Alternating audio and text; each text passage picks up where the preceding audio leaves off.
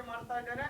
ಆದಷ್ಟು ಬೇಗ ನಮ್ಮ ಪ್ರಣಾಳಿಕೆಯಲ್ಲಿ ನೀಡಿದ ಭರವಸೆಯಂತೆ ಜಾರಿಗೊಳಿಸ್ತೇವೆ ಎನ್ನುವಂತ ಮಾತನ್ನ ನಿಮ್ಮೆಲ್ಲರ ಸಮ್ಮುಖದಲ್ಲಿ ಹೇಳಿದ್ವಿ.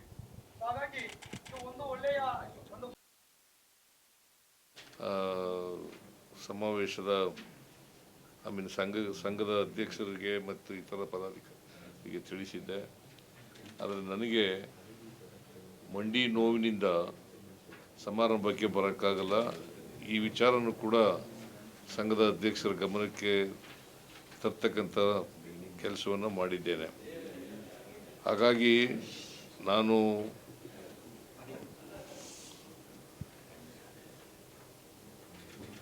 ನಿಮ್ಮ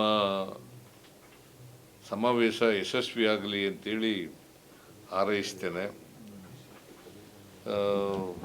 ಡೆಪ್ಟಿ ಚೀಫ್ ಮಿನಿಸ್ಟರು ಈ ಸಮಾವೇಶಕ್ಕೆ ಹಾಜರಾಗಿದ್ದಾರೆ. ಅವರು ಮಾತನಾಡ್ತಾರೆ. ನಾನು ಒಂದು ಸಂದೇಶವನ್ನು ಈ ಸಂದರ್ಭದಲ್ಲಿ ಕಳಿಸಲಿಕ್ಕೆ ಬಯಸ್ತೇನೆ. 2018ರಲ್ಲಿ 6ನೇ ವೇತನ ಆಯೋಗ ಜಾರಿಗೆ ತಗೊಬಂತೀವಿ ನಮ್ಮ ಸರ್ಕಾರ. ಅಂದರೆ 2013ರಿಂದ 2018ರವರೆಗೆ ನಮ್ಮ ಕಾಂಗ್ರೆಸ್ ಪಕ್ಷದ ಸರ್ಕಾರ ಇತ್ತು. ಆಗ ನಾನೇ ಮುಖ್ಯಮಂತ್ರಿಯಾಗಿದ್ದೆ. ಆ ಸಂದರ್ಭದಲ್ಲಿ 30ರಷ್ಟು ವೇತನದಲ್ಲಿ ಹೆಚ್ಚಳವನ್ನು ಮಾಡಿದವು. ಅದು ಜಾರಿ ಕೂಡ ಬಂದಿದೆ. ಬಹುಶಃ 30% ವೇತನದಲ್ಲಿ ಹೆಚ್ಚು ಮಾಡಿರ್ತಕ್ಕಂಥದ್ದು ಭಾಳ ವಿರಳ ಅಂತೇಳಿ ನಾನು ಭಾವಿಸ್ಕೊಂಡಿದ್ದೇನೆ. ಆಮೇಲೆ 2024ರಲ್ಲಿ 7ನೇ ವೇತನ ಆಯೋಗ ಜಾರಿಗೆ ತಂದು 27.5% ವೇತನದಲ್ಲಿ ಹೆಚ್ಚಳವನ್ನು ಮಾಡಿದ್ದೇವೆ. 2015ರಲ್ಲಿ ಸರ್ಕಾರಿ ನೌಕರರು ಹಾಗೂ ಅವರ ಕುಟುಂಬದವರಿಗೆ 7 ಗಂಭೀರ ಕಾಯಿಲೆಗಳಿಗೆ ವೈದ್ಯಕೀಯ ಚಿಕಿತ್ಸೆ ನೀಡುವ ಉದ್ದೇಶದಿಂದ ನಗದು ರಹಿತ ಜ್ಯೋತಿ ಸಂಜೀವಿನಿ ಯೋಜನೆಯನ್ನು ಜಾರಿಗೆ ತರಲಾಯಿತು. ದಿನಾಂಕ 1/4/2006ರ ಪೂರ್ವದಲ್ಲಿ ಹೊರಡಿಸಲಾದ ನೇಮಕಾತಿ ಅಧಿಸೂಚನೆಯನ್ವಯ ಆಯ್ಕೆಯಾಗಿ ತದನಂತರದಲ್ಲಿ ಸರ್ಕಾರಿ ಸೇವೆಗೆ ಸೇರಿದ 11,500 ಸರ್ಕಾರಿ ನೌಕರರನ್ನು ಹಿಂದಿನ ಡಿಫೈನ್ ಪಿಂಚಣಿಗೆ ಒಳಪಡಿಸಿ ಆದೇಶ ಹೊರಡಿಸಲಾಗಿದೆ. ಸಮಗ್ರ ಸಂಬಳ ಪ್ಯಾಕೇಜ್ ಖಾತೆ ತೆರೆಯುವ ಸರ್ಕಾರಿ ನೌಕರರು ಹಾಗೂ ಅವರ ಕುಟುಂಬ ಸದಸ್ಯರಿಗೆ 1 ಕೋಟಿ ವಿಮಾ ಮೊತ್ತ ಹಾಗೂ ಕಡಿಮೆ ಬಡ್ಡಿ ದರದಲ್ಲಿ ಸಾಲ ಸೌಲಭ್ಯ ಸೇರಿದಂತೆ ನೌಕರರ ಹಿತಾಸಕ್ತಿ ರಕ್ಷಿಸುವಂತಹ ಯೋಜನೆಯನ್ನು ಜಾರಿಗೆ ತರುವ ಉದ್ದೇಶದಿಂದ ಈಗಾಗಲೇ ಸಚಿವ ಸಂಪುಟದ ಅನುಮೋದನೆ ಪಡೆದಿದ್ದು, ಶೀಘ್ರ ಸರ್ಕಾರಿ ಆದೇಶ ಹೊರಡಿಸಲಾಗುವುದು.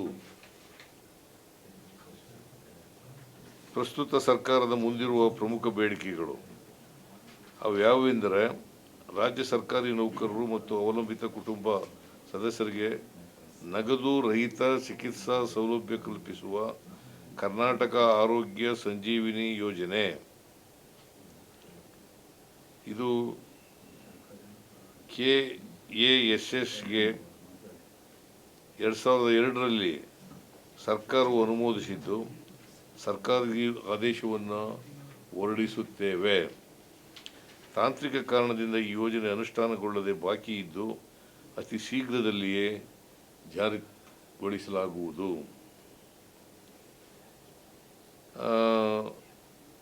NPS ರದ್ದುಪಡಿಸಿ OPS ಮಾಡಬೇಕು ಅಂತಕ್ಕಂಥದ್ದು ಒಂದು ಬೇಡಿಕೆ ಇದೆ. ಈ ಬೇಡಿಕೆ ಬಗ್ಗೆ ಸರ್ಕಾರಿ ನೌಕರರು ಮನವಿಯನ್ನು ಕೂಡ ಮಾಡಿದ್ದಾರೆ. ಸರ್ಕಾರಿ ನೌಕರರ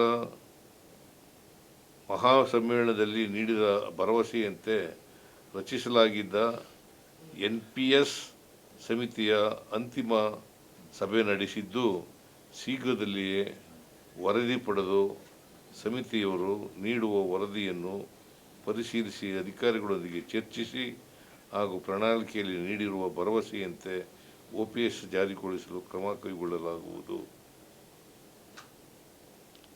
ಸೊ ನೀವು ಸರ್ಕಾರಿ ನೌಕರರು, ಕೊನೆಯಲ್ಲಿ ನಿಮಗೆ ಒಂದು ಮಾತನ್ನು ಹೇಳಲಿಕ್ಕೆ ಬಯಸ್ತೇನೆ. ಸರ್ಕಾರಿ ನೌಕರರು ಜನಸಾಮಾನ್ಯರಿಗೆ ಸ್ಪಂದಿಸುವ ಕೆಲಸ ಮಾಡಬೇಕು. ಸರ್ಕಾರದ ಯೋಜನೆಗಳನ್ನು ಸಾರ್ವಜನಿಕರಿಗೆ ತಲುಪಿಸುವ ನಿಟ್ಟಿನಲ್ಲಿ ನೌಕರರು ಪ್ರಮುಖ ಪಾತ್ರ ವಹಿಸಬೇಕು. ಈ ಎರಡು ಪ್ರಮುಖವಾದಂಥ ವಿಚಾರಗಳನ್ನು ನಿಮ್ಮ ಬಳಿ ಪ್ರಸ್ತಾಪ ಮಾಡಿ ನನ್ನ ಈ ವಿಡಿಯೋ ಕಾನ್ಫರೆನ್ಸ್ ಮಾತುಗಳನ್ನು ಮುಗಿಸ್ತಾ ಇದ್ದೇನೆ.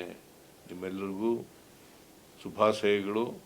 ನಿಮ್ಮ ಸಮಾವೇಶ ಯಶಸ್ವಿಯಾಗಲಿ ಅಂತೇಳಿ ಮತ್ತೊಮ್ಮೆ ಹಾರೈಸಿ ನನ್ನ ಮಾತುಗಳನ್ನು ಮುಗಿಸ್ತೇನೆ.